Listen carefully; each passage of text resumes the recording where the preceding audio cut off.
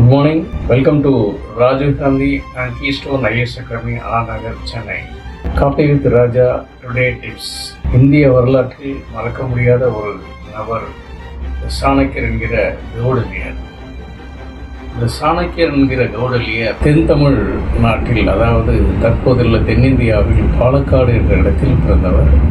இவர் சமஸ்கிருதம், தத்துவம், ஞானம், அறிவியலில் ஞானம் பெற்ற இவர் காஞ்சிபுரத்திலே நடந்த மிகப்பெரிய போட்டியிலே வெற்றி கண்டு மிக சிறந்த அறிவாளியாக, ஞானியாக கருதப்பட்டு பல ஆயிரக்கணக்கான பொன்னும் பொருளும் கொடுத்து, யானை குதிரைகளையும் கொடுத்து அவருக்கு காசியிலே சென்று அங்கு அகில இந்திய அளவிலே நடக்கின்ற ஒரு போட்டிக்கு அனுப்பி வைக்கிறார்கள்.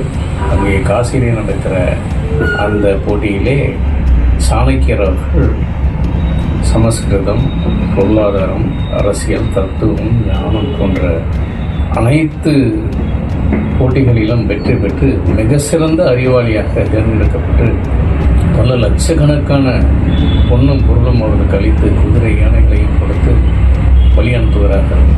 அந்த அரச அமைப்பிலே சாணக்கியர் விஜயம் செய்கிறார். நந்தர்கள் அவருக்கு சரியான மரியாதையும் வரவேற்பையும் கொடுக்கவில்லை.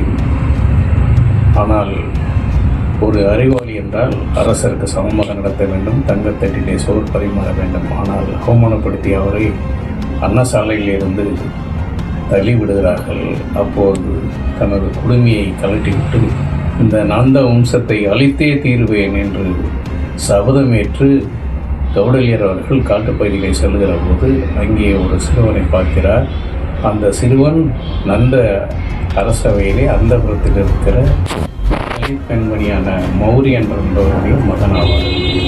இந்த சந்திரகுப்தனை ஒரு ஆசனாக இருந்து கல்வி, ஞானம், அறிவியல், பொருளாதாரம், இராணுவம், தத்துவம் அனைத்தையும் கற்றுத்தந்து மிக சிறந்த வீரனாக, அரசனாக ஆக்கி காட்டுகிறார் சாணக்கியர்.